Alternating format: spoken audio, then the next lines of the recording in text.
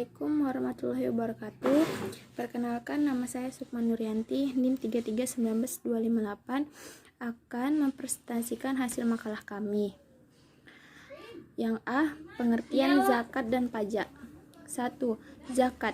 Zakat dari segi istilah adalah harta tertentu yang wajib dikeluarkan oleh orang beragama Islam dan diberikan kepada golongan yang berhak menerimanya. Zakat dari segi bahasa berarti bersih, suci, berkah, dan berkembang menurut ketentuan yang telah ditetapkan oleh syariat Islam. Zakat merupakan rukun ketiga dari rukun Islam. Zakat merupakan salah satu rukun zakat dan menjadi salah satu unsur pokok bagi tegaknya syariat Islam. Oleh sebab itu, hukum zakat adalah wajib fardu atas setiap orang yang telah memenuhi syarat-syarat tertentu. Zakat termasuk dalam kategori ibadah seperti sholat, haji yang telah diatur secara rinci berdasarkan Al-Quran dan Sunnah. Zakat terbagi atas dua jenis. Yang pertama, zakat fitrah, yaitu zakat yang wajib dikeluarkan muslim menjelang Idul Fitri pada bulan suci Ramadan. Besar zakat ini setara dengan 3,5 liter atau 2,7 kg makanan pokok yang ada di daerah bersangkutan. Yang kedua, zakat mal atau harta. Zakat dikeluarkan seorang muslim yang mencakup hasil perniagaan, pertanian, pertambangan, hasil laut, hasil ternak, dan harta temuan emas dan perak. Masing-masing jenis memiliki perhitungan sendiri-sendiri. Yang kedua adalah pajak. Pajak adalah pungutan wajib yang dibayar rakyat untuk negara dan akan digunakan untuk kepentingan pemerintah dan masyarakat umum. Rakyat yang membayar pajak tidak akan merasakan manfaat dari pajak secara langsung, karena pajak digunakan untuk kepentingan umum, bukan untuk kepentingan pribadi.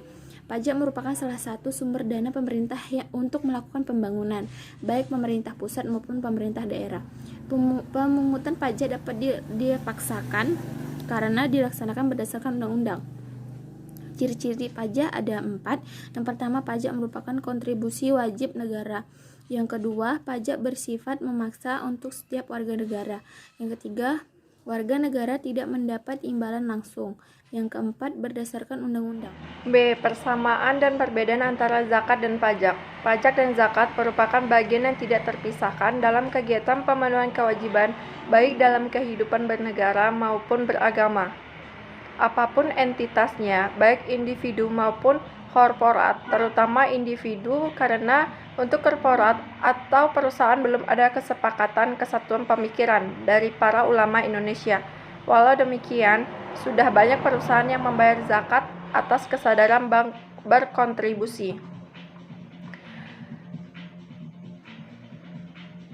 Persamaan zakat dan pajak. Zakat dan pajak memiliki persamaan karena perintah mengeluarkan sebagian harta ini dijalankan menurut aturan tertentu yang menaungi sebuah kelompok masyarakat.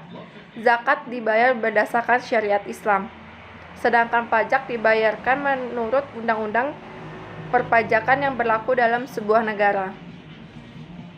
Persamaan pajak dan zakat berikutnya adalah besarnya pembayaran ditentukan menurut persentase tertentu dan berlaku untuk orang-orang yang memenuhi syarat. Keduanya juga berperan dalam membangun kesejahteraan kelompok masyarakat tertentu. Perbedaan pajak dan zakat. Perbedaan zakat dan pajak adalah dalam hal penerimaannya.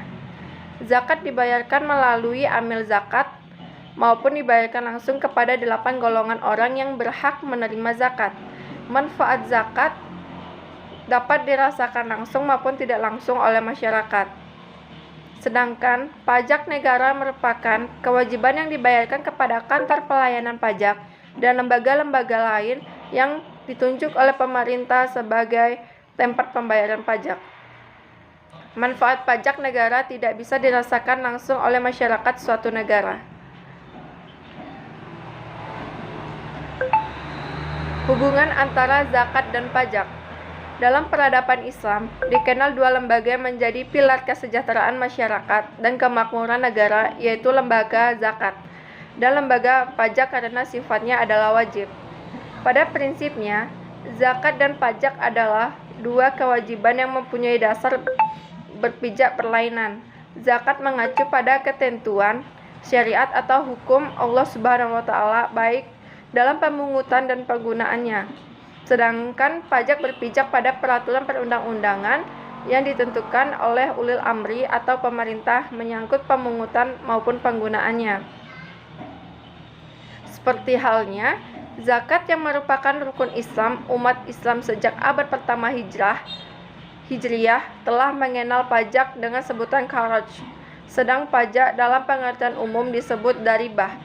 Dalam tradisi Islam, pajak terdiri atas kharaj dan jizyah. Dengan demikian, jika ada pendapat yang menyatakan bahwa pajak tidak ada dalam Islam, pendapat semacam itu memiliki landasan yang lemah. Hubungan zakat dan pajak di dalam Islam pernah dibahas dalam seminar Majelis Ulama Indonesia (MUI) oleh Profesor Kiai Haji Ibrahim Hosen. Menurut Ibrahim Hosen, yang menamatkan pendidikan Fakultas Syariah Universitas Al-Azhar Kairo, Mesir, Islam begitu hadir di tengah-tengah masyarakat telah hidup bermacam-macam aturan, budaya, adat, istiadat, dan lain sebagainya. Dalam menghadapi masalah ini, ada 3 macam sikap Islam.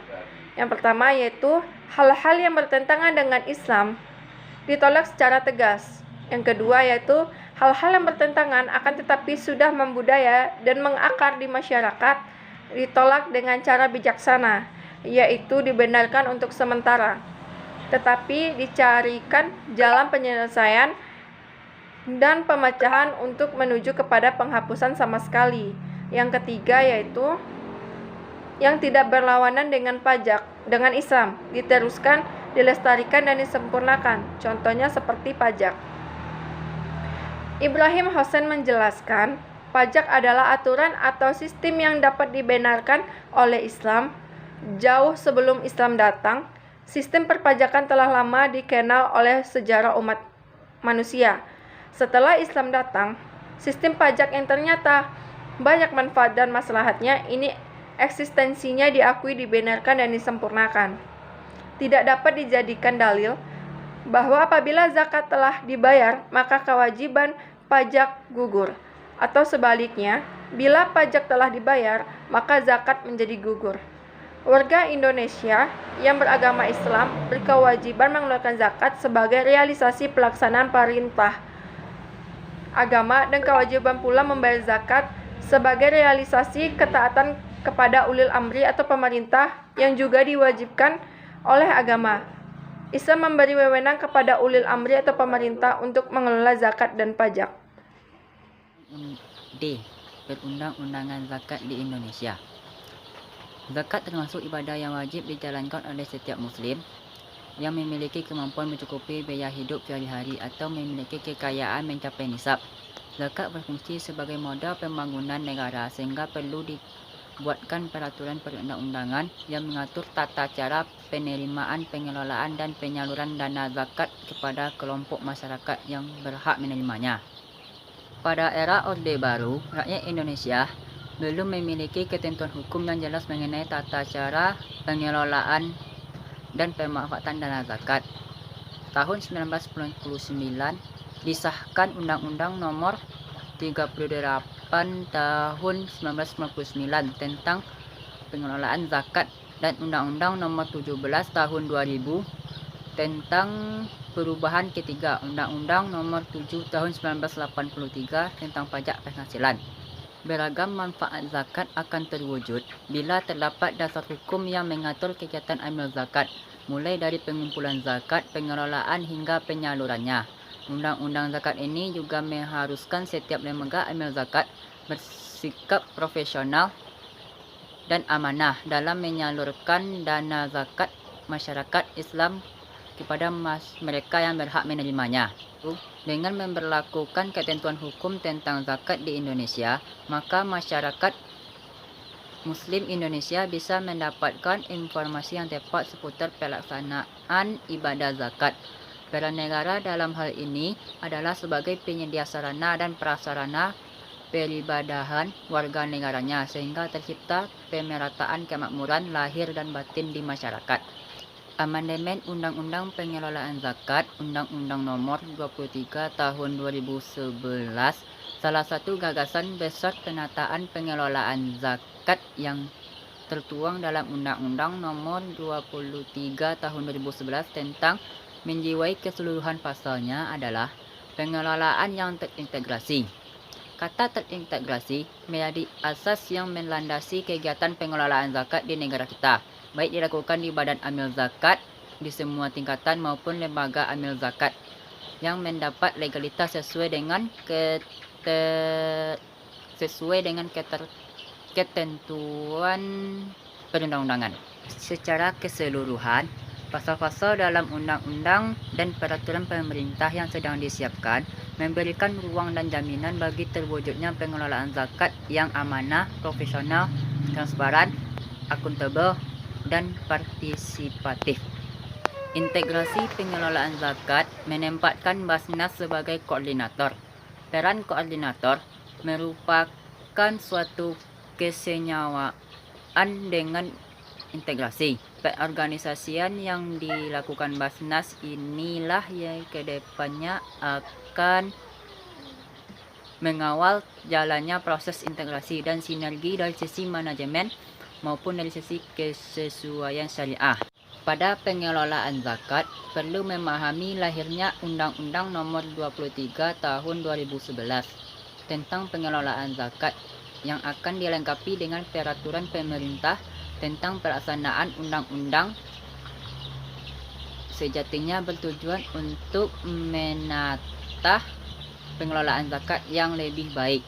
Penataan sebagaimana dimaksud tidak lepas dari kepentingan untuk menjadikan amil zakat lebih profesional, memiliki legalitas secara yuridis, formal, dan mengikuti sistem pertanggungjawaban kepada pemerintah dan masyarakat. Tugas dan tanggung jawab sebagai amil zakat tidak bisa dilepaskan dari prinsip syariah yang mengaitkan zakat dengan kewenangan pemerintah untuk mengangkat amil zakat.